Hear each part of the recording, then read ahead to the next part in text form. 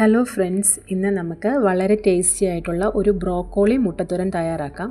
അതിനുവേണ്ടി ഞാൻ ബ്രോക്കോളി അരിഞ്ഞ് ഉപ്പ് വെള്ളത്തിലിട്ട് ഒരു 10 മിനിറ്റ് വെച്ചിട്ടുണ്ട്. ഇനി നമുക്ക് നന്നായിട്ടൊന്ന് വാഷ് ചെയ്തെടുക്കാം. വാഷ് ചെയ്തെടുത്ത ബ്രോക്കോളി നമുക്ക് ചെറുതായിട്ടൊന്ന് അരിഞ്ഞെടുക്കാം.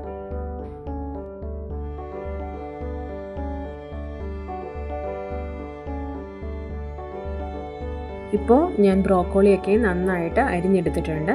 ഇനി നമുക്ക് തോരൻ തയ്യാറാക്കാം.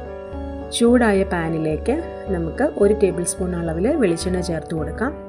ഇനി 1/4 ടീസ്പൂൺ കടുകിട്ട് അത് പൊട്ടി വരുമ്പോഴേക്ക് നമുക്കതിലേക്ക് ഒരു ചെറിയ കഷ്ണം ഇഞ്ചി ചേർത്ത് കൊടുക്കാം. ഒരു ചെറിയ സവോള ചെറുതായിട്ട് അരിഞ്ഞതും കുറച്ച് കറിവേപ്പിലയും അതോടൊപ്പം തന്നെ കുറച്ച് ഉപ്പും ചേർത്ത് നമുക്ക് നന്നായിട്ടൊന്ന് വഴറ്റിയെടുക്കാം. ചെറുതായി വഴന്നു വന്നു കഴിയുമ്പം അതിലേക്ക് ഒരു 2 പച്ചമുളകും കൂടെ ചെറുതായിട്ട് അരിഞ്ഞ് ചേർക്കുന്നുണ്ട്. ഇനി 1 മിനിറ്റും കൂടെ നമുക്ക് വഴറ്റിയതിന് ശേഷം ബ്രോക്കോളി ചേർത്ത് കൊടുക്കാം. ഇനി നന്നായിട്ട് ഇളക്കി യോജിപ്പിക്കാം. ഇതിന് ഒട്ടും വെള്ളം ചേർക്കേണ്ട. ഒന്ന് തട്ടിപ്പൊത്തി വെച്ച് നമുക്ക് ഒരു 2 മിനിറ്റ് അടച്ചു വെച്ച് അത് വേവിച്ചെടുക്കാം.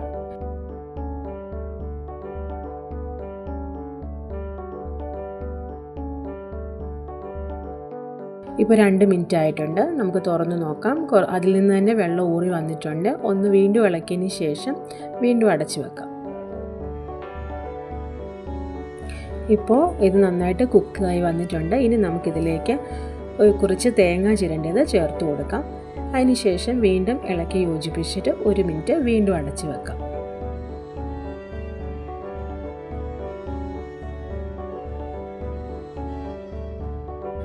ഇപ്പോൾ തേങ്ങയൊക്കെ ചേർത്ത് നന്നായിട്ട് വെള്ളമൊക്കെ വറ്റി വന്നിട്ടുണ്ട്. നന്നായിട്ടൊന്ന് ഇളക്കി യോജിപ്പിച്ചതിന് ശേഷം നമുക്ക് അതിൻ്റെ നടുവിലേക്ക് ഒരു മുട്ട പൊട്ടിച്ചൊഴിച്ചു കൊടുക്കാം.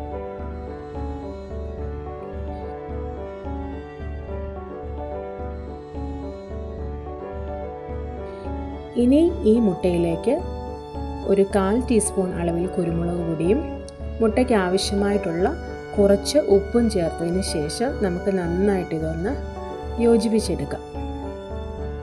കുക്കായി വരുന്ന മുട്ട നമുക്ക് ഈ ബ്രോക്കോളിയുമായിട്ട് ചേർത്ത് മിക്സ് ചെയ്തെടുക്കാം. വളരെ സ്വാദിഷ്ടമായിട്ടുള്ള ബ്രോക്കോളി മുട്ടത്തോരൻ ഇവിടെ റെഡി ആയിട്ടുണ്ട്. തീർച്ചയായും നിങ്ങളിത് ബ്രോക്കോളി കിട്ടുമ്പോൾ നിങ്ങളുടെ വീട്ടിലൊന്ന് ട്രൈ ചെയ്ത് നോക്കണേ. ഈ വീഡിയോ ഇഷ്ടമായാൽ നിങ്ങൾ തീർച്ചയായും ലൈക്ക് ചെയ്യാനും ഷെയർ ചെയ്യാനും സബ്സ്ക്രൈബ് ചെയ്യാനും മറക്കരുത്. Thank you for watching.